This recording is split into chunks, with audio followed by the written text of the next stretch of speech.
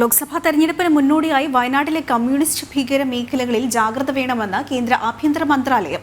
തമിഴ്നാടും കർണാടകയുമായി അതിർത്തി പങ്കിടുന്ന വനമേഖലകളിൽ ഇപ്പോഴും ഭീകരരുടെ സാന്നിധ്യം ശക്തമാണെന്ന് കേന്ദ്ര സർക്കാർ മുന്നറിയിപ്പ് നൽകി. വനവാസി മേഖലകളിലേക്ക് ഇവർ എത്താനുള്ള സാധ്യത കൂടി കണക്കിലെടുത്താണ് മുന്നറിയിപ്പ്. ഒരു കാലത്ത് കമ്മ്യൂണിസ്റ്റ് ഭീകരരുടെ ശക്തി കേന്ദ്രങ്ങളായിരുന്ന ഛത്തീസ്ഗഡും ജാർഖണ്ഡും ഉൾപ്പെടെയുള്ള സംസ്ഥാനങ്ങളിൽ കേന്ദ്ര സർക്കാർ നടപടികൾ ശക്തമാക്കിയിരുന്നു.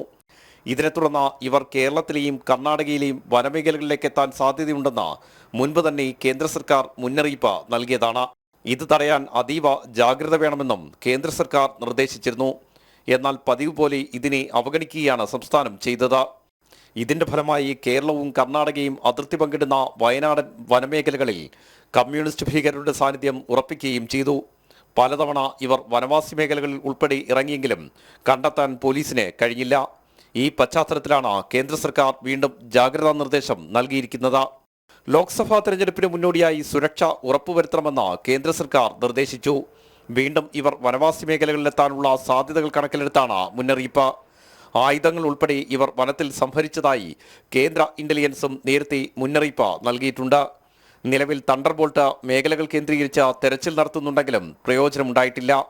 കമ്മ്യൂണിസ്റ്റ് ഭീകരർക്കെതിരെ ശക്തമായ നടപടികൾ സ്വീകരിക്കുന്നതിന് സംസ്ഥാന സർക്കാർ അനുമതി നൽകാത്തതും തിരിച്ചടിയാണ്.